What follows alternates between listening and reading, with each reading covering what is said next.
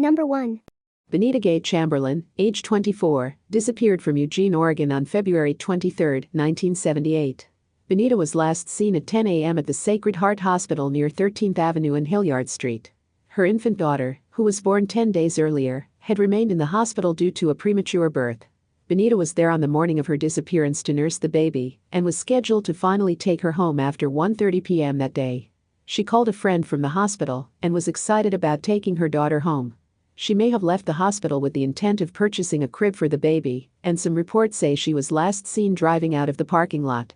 One article states she may have called a friend at 2 p.m., but the friend could not be certain of the date the call occurred.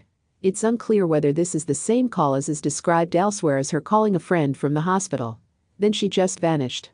At 2:30 a.m. on February 24, Benita's purse was located in a University of Oregon parking lot on Franklin Boulevard.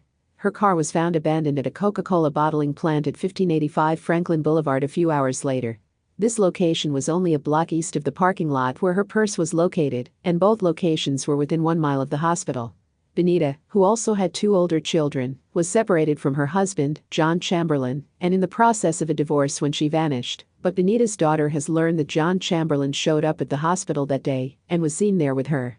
She was said to be deeply devoted to her children, and it is not believed that she would have abandoned them willingly. She worked as a maid at the Holiday Inn on Coburg Road, though she was on maternity leave when she vanished. She lived at 82 Howard Avenue, which was in the jurisdiction of the Lane County Sheriff, and that agency is handling her disappearance. On February 24, a human thigh was found in a trash bin at a Eugene supermarket. It was determined that the thigh belonged to a female, between 5'43" and 5'73", and over 140 pounds. Police looked into the possibility that the thigh belonged to Benita, but ultimately determined in May 1978 that it belonged to Pamela Bruno, a missing woman from Springfield, Oregon. Pamela's husband, Johnny Bruno, was charged with her murder. But how could they have been sure? It was 1978. DNA testing wasn't possible yet. There was a thigh granted, it was recent and not just a bone, but there were no dentals, no fingerprints. I have no doubt that law enforcement did the best they could with what they had at the time. But I also know mistakes were made. Princess Doe came dangerously close to being identified as Diane Dye in the 1980s. A press release was scheduled to announce that the 2 cases were solved. It was only because Diane's father insisted that Princess Doe was not his daughter that the cases remained open. DNA later proved that Diane's father was right. More recently, DNA proved that remains previously identified and even interred as Michael Marino were misidentified. Michael's mother had been reluctant to accept the idea that her son was the John Gacy victim police returned to her. And she was right. DNA testing proved that the occupant of Marino's grave is someone else's child. The remains are again unidentified, and Michael Marino is missing, again. It really leads me to wonder how many of our longtime missing were found long ago and incorrectly matched with John and Jane Does. And, of course, how many John and Jane Does continue to sit in nameless because their true identities are incorrectly inscribed on graves containing someone else's remains. It's a daunting thought.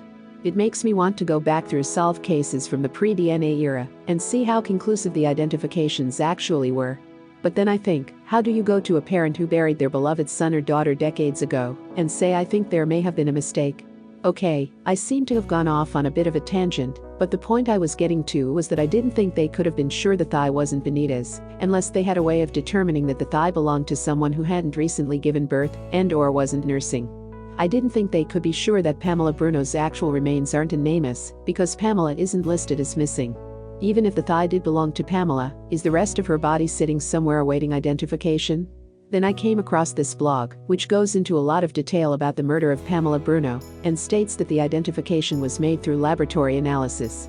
It also specifies that due to the small amount of blood on the thigh, it wasn't possible to determine whether the woman had been nursing. Strangely, though, this blog makes multiple references to an Elizabeth Green, who was ruled out as being connected to the thigh, as their blood types did not match. The blog's description of Elizabeth Green's disappearance is clearly the same as Benita Chamberlain's, so I was left scratching my head.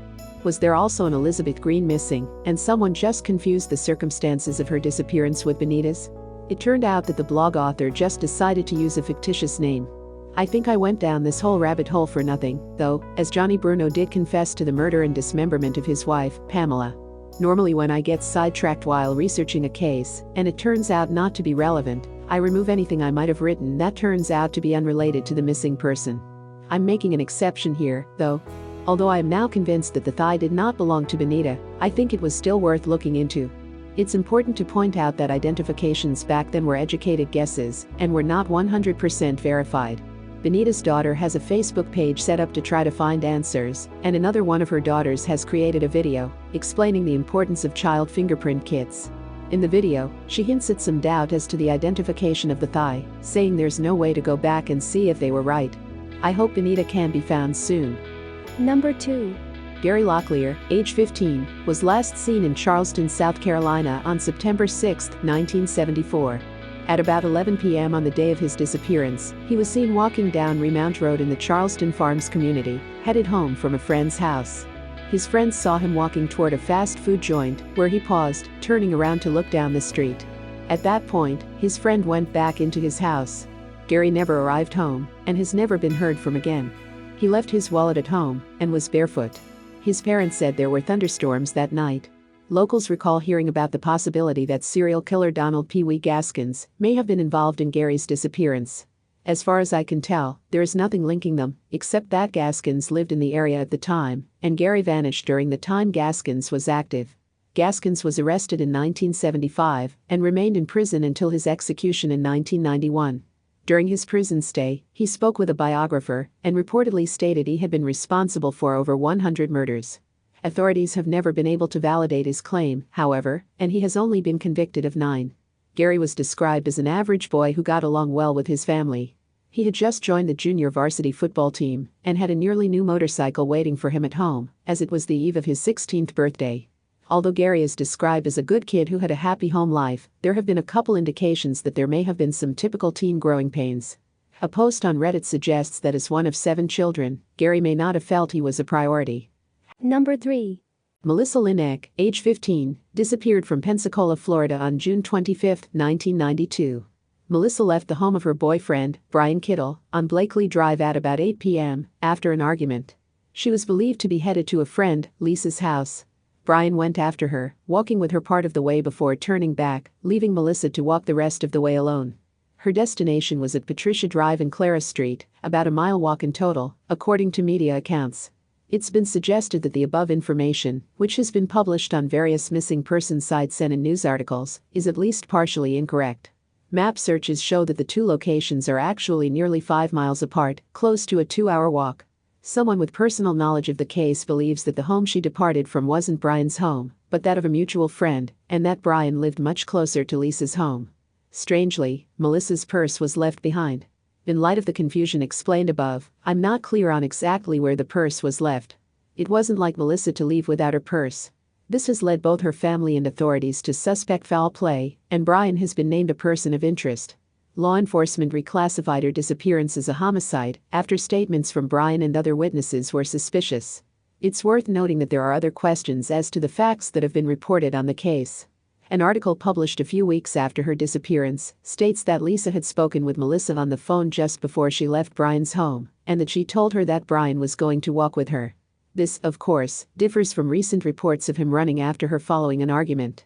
Melissa worked at the Original Point restaurant on Interarity Road in Pensacola at the time of her disappearance. Her last 2 paychecks went unclaimed. Number 4. Cynthia Don Kinney, age 16, went missing from Pasco, Oklahoma on June 23, 1976. Cynthia was last seen at her job at the Osage Laundromat on Main Street, which was owned by her aunt and uncle. According to witnesses, she left the premises at approximately 9:30 a.m., getting into a faded beige Plymouth Belvedere. A half-eaten donut and her purse were left behind. Accounts differ as to who else was in the car, with one stating there was a man and a woman, and another stating there were 2 women. There was a bank under construction across the street from the laundromat, and one of the workers provided a description of a man and 2 women who he believed left with Cynthia. There were no credible leads in the early days of her disappearance, though there were unconfirmed sightings of Cynthia, which suggested she was traveling with a religious group. In 1991, authorities were investigating the 1960s disappearance of Maxine Beatrice Green, who is believed to have been murdered by her husband, Hobart Jess Punch Green. As searches were being conducted on property owned by Mr. Green, a woman reported that she had seen Hobart Green with Cynthia minutes before she disappeared. At the time of the search, Hobart Green was serving a life sentence for killing his 20-month son in 1985. Police expressed a desire to go to the prison to question him about Cynthia, but it's unclear whether that occurred. It's also not clear whether Green fit the description of the man seen at the laundromat. Cynthia had a stable home life and was going to be a cheerleader in the upcoming school year. She had lived in Liberal, Kansas before moving to Oklahoma. Her family hired private investigators and consulted psychics, but never learned Cynthia's fate. Number 5. 51-year-old Lillian Richey was a resident of Nampa, Idaho. She had lived alone since the death of her husband, but she had a good job at Bullock's Jewelry, friends, family, and an active social life, so she was far from being lonely or isolated. She was a well-liked woman who had no known enemies or any notable personal problems. On the night of February 8, 1964, Ritchie visited a nightclub with an old friend, a California man who was in the area for a cattleman's convention. About 1:30 a.m., the man, whose name was never publicly revealed, drove Ritchie home in her own car, borrowing the auto to drive back to Boise. One of Ritchie's neighbors saw the car drive away, immediately followed by lights being turned on in Ritchie's kitchen. All was quiet and seemingly ordinary. Around 11 a.m., the California man drove Ritchie's car back to her home. He was followed by a friend in another car who would drive him back to Boise. They put the car in the garage and, as the night before Ritchie had invited them to breakfast, knocked on her door. They were puzzled when she failed to respond. The front door was unlocked, so they opened it and called to her. Silence. The pair entered, and when they failed to find any sign of Ritchie, they left a note for her, breakfasted in a restaurant, and went to visit other friends in Nampa. No one realized something was very wrong until the following day, when Ritchie failed to show up for work. Calls to her home went unanswered. By late afternoon, her co-workers were concerned enough to contact police. The hunt was on for Lillian Richey. Everything in and around Nampa was searched. All her friends, relatives, and acquaintances were questioned by police. Searches of her home found nothing unusual. All her belongings were in their accustomed places. After checking her clothes closet, friends believed that the only item missing was the black evening dress she had worn to the nightclub. The wrap she had worn that night was found hanging in the closet, but there was no sign of the evening purse she had had with her. Plane tickets she had purchased to visit a son in Moscow, Idaho later that month were untouched. The house was dusted for fingerprints, but the only ones found belonged to the missing woman. Naturally, the focus of the inquiry was on Mrs. Ritchie's California friend, the last person known to have seen her before she disappeared. He and his friend were interrogated for hours. Their personal lives were heavily scrutinized. They submitted to lie detector tests. In short, the two men were investigated 6 ways from Sunday. And their stories checked out completely. The police found absolutely nothing to suggest that either of them were anything other than frustratingly innocent. So if these two men were not responsible for Ritchie vanishing, who was? The police found nothing to indicate she committed suicide. Or that she had been kidnapped. Or murdered. Or left voluntarily. It was as clue-free a mystery as you could ever imagine. Police spent years chasing down whatever rumors or tips came their way. They even spoke to a man who claimed he had invented a machine that could find missing people with absolutely no results. Private detectives hired by Ritchie's 2 sons were equally ineffective. It was as if this woman had spontaneously evaporated into thin air. Although Ritchie was declared legally dead in 1967, the search for her has never really ended. For years, there were rumors that Ritchie's body could be found beneath the Nampa School District office building, which was under construction at the time of her disappearance. In 2018, police took that gossip seriously enough to excavate the office floor and bring in cadaver dogs and ground-penetrating radar, but to no one's real surprise, nothing anomalous was found. The vanishing of Lillian Richey is not only Idaho's oldest cold case, but arguably its most baffling.